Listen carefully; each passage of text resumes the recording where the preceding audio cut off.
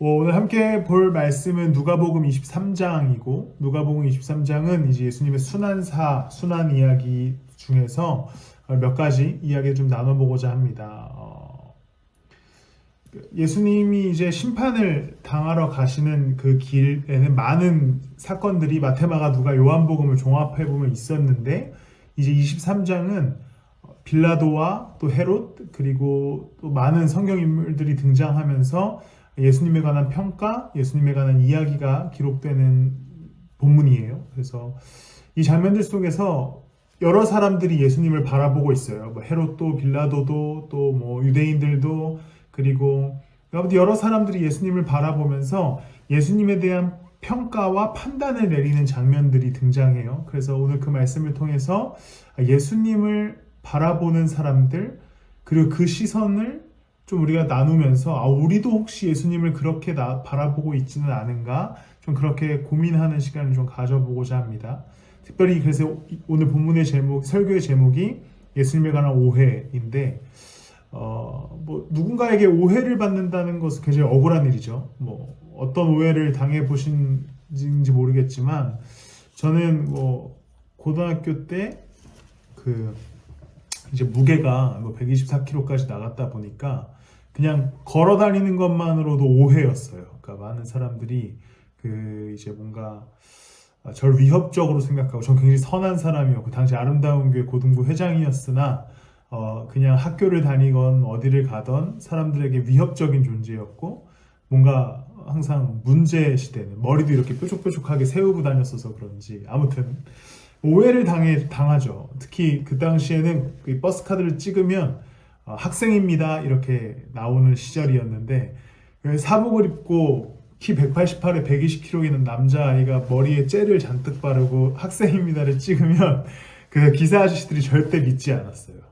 그래서 아무튼 오해를 많이 당했고, 선한 의도였음에도 불구하고 왜곡당하는 일이 있었어요.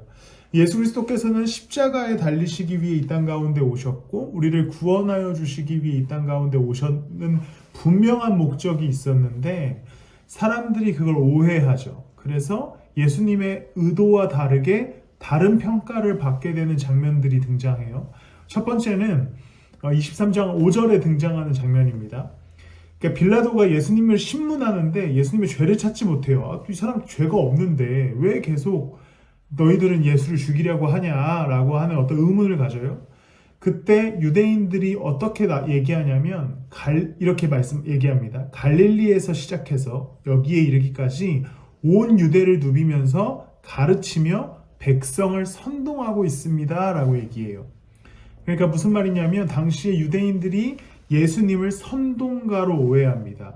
선동가가 뭐 지금도 그 좋은 표현은 아니지만 당시에 왜 위험했냐면, 로마가 가장 주의해야 했던 인물들이 선동하는 사람들이었어요. 그렇기 때문에 유대인들이 예수님을 고발하기 위해서 이 사람 선동하는 사람이다 라고 오해를 불러일으킵니다.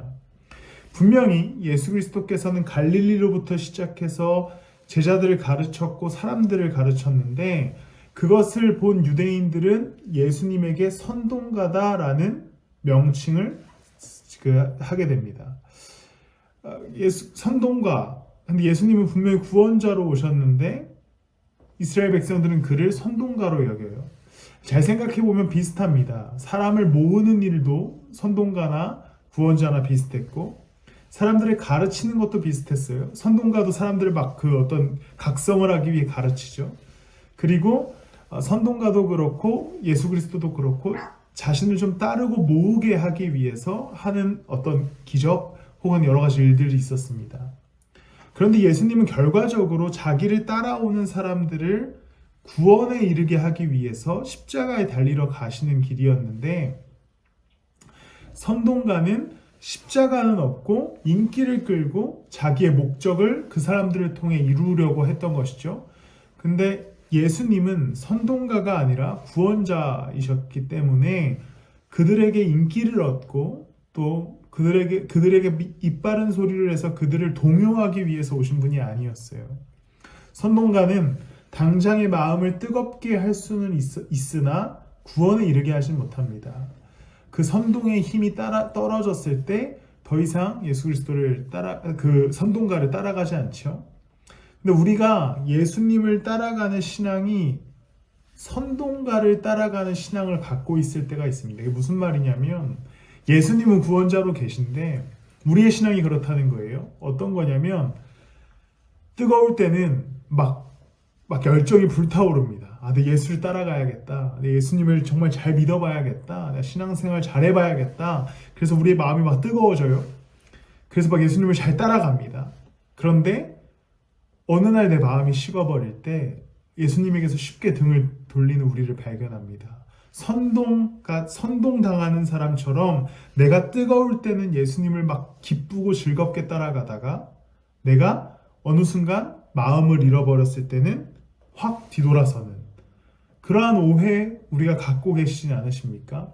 예수 그리스도는 변하지 않으시고 동일하시고 구원자로 계속 계시는데 우리는 어느 순간 내 신앙의 뜨거움과 차가움에 따라서 선동당하는 신앙을 갖는 우리의 모습을 발견합니다. 예수 그리스도는 선동가가 아니라 구원자로 오셨어요. 그렇다면 우리는 내 상황에 따라 내 믿음의 막 뜨거움과 차가움에 따라 휩쓸려서 신앙생활하는 것이 아니라 오로지 살아계신 그리스도를 꾸준히 따라가는 그 구원자를 따라가는 신앙생활을 할 수 있어야 합니다. 믿음이 열정이 불타올랐다 식는 식의 신앙이 아니라 항상 살아계시고 항상 우리의 구원자 되시는 예수 그리스도를 쫓아가는 신앙을 가지시기를 소망합니다. 두 번째로 예수 그리스도에 대한 오해는 23장 8절에 등장하는 헤롯의 반응입니다. 8절에 이렇게 기록됩니다. 헤롯은 예수를 보고 매우 기뻐하였다. 그는 예수의 소문을 들었으므로 오래전부터 예수를 보고자 하였고 또 그는 예수가 어떤 기적을 일으키는 것을 보고 싶어 하였다. 빌라도 앞에 헤롯이 등장합니다. 둘이 어떤 관계였냐면 성경의 기록에 따르면 원수 관계였다라고 나와요. 왜냐하면 로마에서 헤롯 안티파스, 헤롯은 이제 뭔가 왕 뭐 이런 뜻인데 안티파스라는 사람을 예루살렘에 파견합니다. 그리고 그의 아들 4명의 아들이 각각 예루살렘 그 지역을 통치하게 됐는데 그 중에 한 아들이 깽판을 쳐요. 그래서 유대인들이 빡칩니다. 그래서 저 사람 내쫓아달라 로마에 부탁을 하죠. 그래서 아들 넷 중에 한 명이 로마로 귀환당하고 그 자리를 채운 게 빌라도였어요. 그러니까 4명의 이제 헤롯이 다스리고 있었는데 그 중에 한 명이 실각하고 거기를 빌라도가 채우게 돼서 이 세 형제와 빌라도는 사이가 안 좋았습니다. 그런데 오늘 예수가 빌라도 앞에 끌려 나오자 사이가 안 좋았음에도 불구하고 어떤 헤롯인지 모르지만 빌라도 앞에 찾아가서 예수님을 보기로 하네요. 왜냐하면 소문을 들었어요. 이게 예수라는 사람이 있는데 기적을 일으킨다. 그리고 엄청난 능력이 있다. 그래서 이 헤롯이 기쁜 마음에 예수님을 찾아갑니다. 너무 기뻤어요. 그것이 구원자 예수를 보기 위해서 십자가 달리시는 예수를 보기 위해서 기쁜 마음에 찾아간 것이 아니라 인기 있는 한 사람, 기적을 일으키는 한 사람, 그 기적을 나도 좀 봤으면 좋겠다라고 하는 마음에 예수님을 찾아가게 되는 것이죠. 우리 신앙에 이런 부분이 없지 않아 있습니다.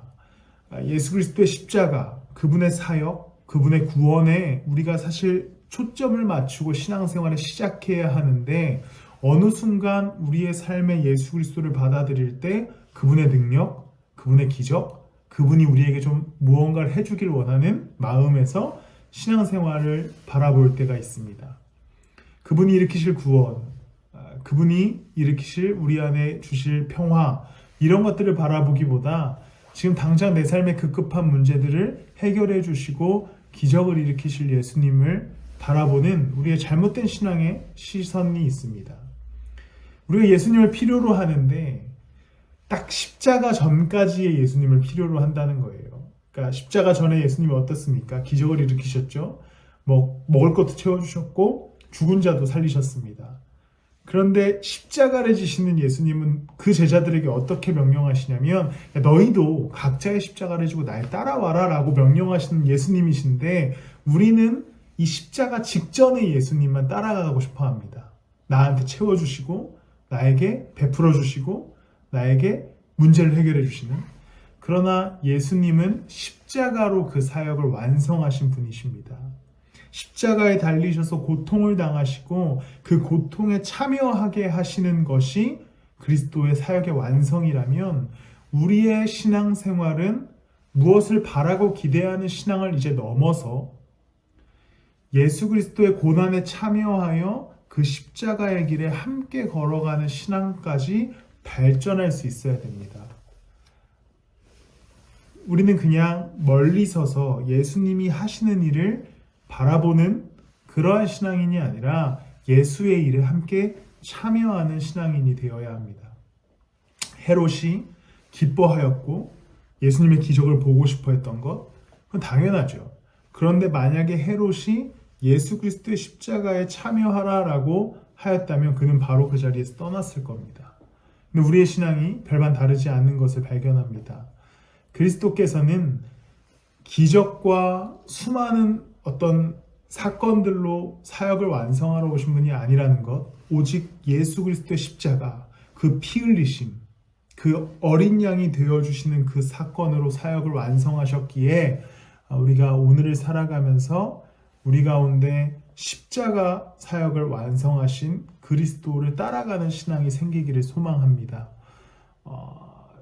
기뻐하는 어떤 즐거운 예수님께서 채워주시는 그러한 신앙을 뛰어넘어 그리스도와 함께 동행하고 그분의 고난에 참여하는 진짜 깊은 신앙을 누리시는 신앙생활 하시기를 소망하고 축복합니다. 마지막으로 예수님의 십자가 사역에 있어서 이제 숨지시고 난 후에 유대 지도자 중에 한 명이었던 백부장 중 한 사람이 예수님의 죽음을 보고 47절에 이렇게 얘기합니다. 그런데 백부장은 그 일어난 일을 보고 하나님께 영광을 돌리며 말하였다. 이 사람은 참으로 의로운 사람이었다 라고 얘기하죠. 예수님의 죽음을 보고 백부장, 당시에 백부장, 50부장, 10부장으로 나뉘어지는 유대 지도자들이 있었는데, 그냥 유대 지도자들 중에 한 명이었던 한 사람이 예수님의 죽음을 보고 이렇게 얘기합니다. 참 안타깝다. 의로운 사람이 죽었구나 라고 얘기하는 거죠. 예수 그리스도께서 십자가에 달리신 것은 우리의 죄를 감당하고 그 피를 흘리셔서 우리의 죄를 씻기기 위해 오신 온전한 사람이자 온전한 하나님의 사역이었는데, 그냥 그 사람이 죽는 장면을 보면서 이 백부장은 의로운 사람이 안타깝게 죽었다라고 얘기하게 되죠. 그러니까 소위 우리가 얘기하는 세계 4대 성인인가요? 누구 있죠? 붓다, 공자 등등. 그런데 예수님은 거기에 끼실 수 없는 분입니다. 왜냐하면 예수님은 단순히 그들처럼 깨우침을 주거나 가르침을 주기 위해 오신 분이 아니기 때문이죠. 그분은 스스로 십자가에 달리셔서 죽으심으로 다시 부활하심으로 생명을 주기 위해 오신 분이에요. 그렇기 때문에 우리가 좋은 가르침을 받기 위해서 그리스도를 따라가는 것이 아닙니다. 때로는 논어를 참 요즘 현대인들은 많이 읽는 것 같아요. 좋아하는 것 같아요. 논어나 불교의 가르침, 그런 가르침적인 측면에 봤을 때 예수 그리스도의 가르침보다, 그러니까 오해가 없어야 되는데 어떤 그런 글귀적인 측면에서 봤을 때 더 나을 수도 있어요. 그런데 예수 그리스도는 가르침을 주려고 오신 분이 아니죠. 그분은 십자가에 달리시는 게 최종적인 목표였습니다.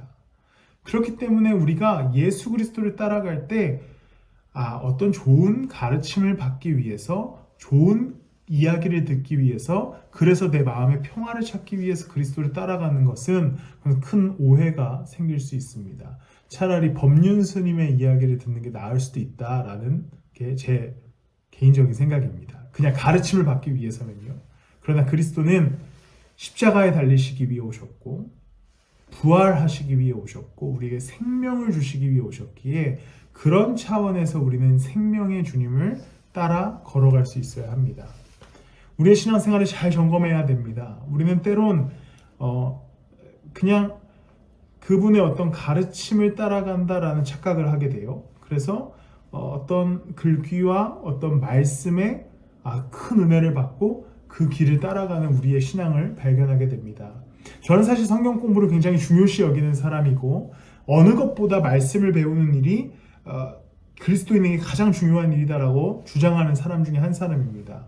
그런데 성경 공부도 조심해야 되는 게 뭐냐면 예수 그리스도를 구원자로 받아들인 사람이 그 생명 되신 그리스도를 어떻게 따라가야 하는가에 대한 고민 속에서 말씀을 공부하는 거지.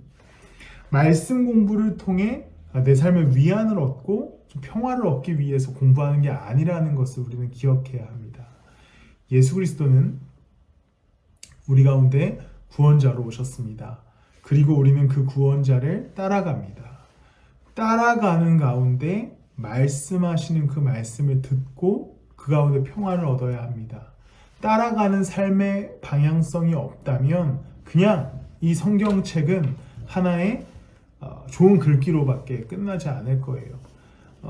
예수 그리스도는 우리 가운데 십자가를 지러 오셨고 그 십자가에서 피 흘리셨고 그래서 우리를 구원하여 주셨습니다. 그리고 우리로 하여금 그 십자가의 길에 참여하게 하신다는 것은 이제 이 말씀을 통해 그분의 길을 우리가 한 걸음씩 걸어가야 하는 것에 진짜 중요한 포인트가 있는 거예요. 말씀이 살아서 숨쉬어야 합니다. 좋은 글귀로서가 아니라 십자가 위에서 우리를 구원하신 그리스도를 따라가는 그 하나의 매개체로서 하나님의 말씀이 살아 숨쉬기를 소망합니다.